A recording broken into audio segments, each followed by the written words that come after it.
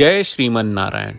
ए पर जे टिप्पणी हम करे जा रहल बा रामानुजदास श्रीमान गट्टू वेणुगोपाल स्वामी जी के द्वारा दिहल गयल बा। अध्याय 18 मोक्ष संन्यास योग श्लोक 36। सुखन्तु इदानीं त्रिविधं शृणु मे भरतर्षभा अभ्यासात् रमते यत्र दुःखान्तञ्च निगच्छति। ओम। गीताचार्य श्री कृष्ण परमात्मा अर्जुन समेत हमनी सबके मोक्ष संन्यास योग सिखा रहल बानी। परमात्मा कह रहल वाड़न, हे अर्जुन, 3 गुण के अनुसार सुख 3 प्रकार के होला, सतगुण, रजोगुण और तमोगुण।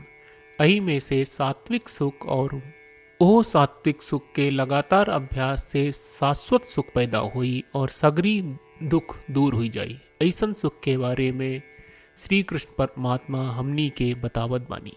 ये कह के श्री कृष्ण परमात्मा दिव्य सुख के 3 श्रेणी के समझावे की तैयारी करत बानी।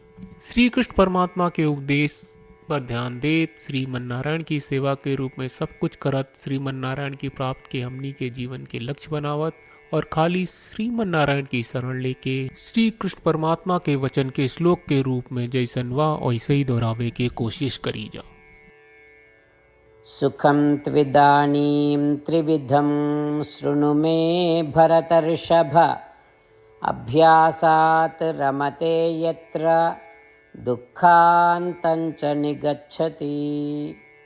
श्रीमद् भगवत गीता का पूरा सार श्री कृष्ण परमात्मा ने अध्याय 18वें के श्लोक 65 से 70 में 8 काम करे खातिर दिले बाड़े।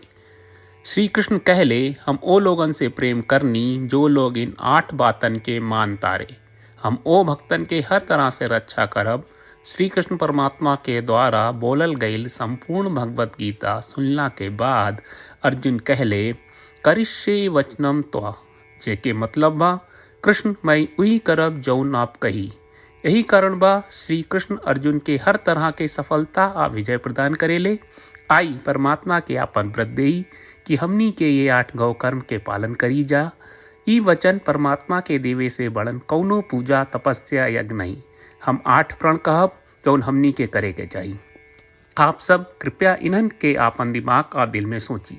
श्री कृष्ण के आपन वचन देवे के ई तरीका में हमनी सबकी कल्पना करे के चाहिए कि श्री कृष्ण का चेहरा खुशी से चमकत बा और खुशी के एहसास करत बा। जय श्रीमन नारायण। यहाँ हमनी के 8 वादा बा। हमनी के पहला वादा, हे श्रीमन नारायण, आपका निर्देश के मुताबिक हम हमेशा तोहार ध्यान करब और तोहार बारे में सोचब। हमनी के दूसर वादा, हे श्रीमन नारायण, आपका सलाह का अनुसार हम हमेशा आपका भक्त रहब। हमनी के तीसर वादा, हे श्रीमन नारायण, हम आपन सब काम तोहरा सेवा के रूप में और तोहरा संतुष्टि खातिर करब। हमनी के चौथा वादा, हे श्रीमन नारायण, जैस की आप माने के कहले रहलू, हमरा बहुत विश्वास बा कि हम आपके होई और हम हमेशा आपन दोनों हाथ जोड़ के आपके नमस्कार करब और आपकी पूजा करब। हमनी के 5वां वादा, हे श्रीमन नारायण, हमरा के तोरा बात माम एकम शरणम ब्रज 1866 याद कहले, जहाँ आप हमरा के आपन का अर्पित करे का कहा। श्रीमन नारायण, मैं हमेशा तोहरे शरण में रहब।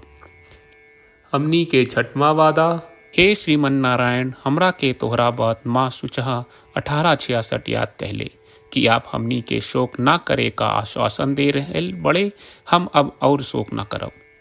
हमनी के 7वां वादा, हे श्रीमन नारायण, आपने हमरा खातिर श्रीमद् भगवत गीता के वितरण करके हम सबके कृपा कहले और आशीर्वाद दहले बा। हम वादा करत बानी कि रोजाना कम से कम 1 श्लोक पढ़ब या सुनब। हमनी के 8वां वादा, हे श्रीमन नारायण, आप गीता के पूरा मानवता तक ले गयलू। हम गीता में आपके दिव्य वचन के उन भक्तन तक पहुँचावे के प्रयास करब जे गीता से अपरिचित बा।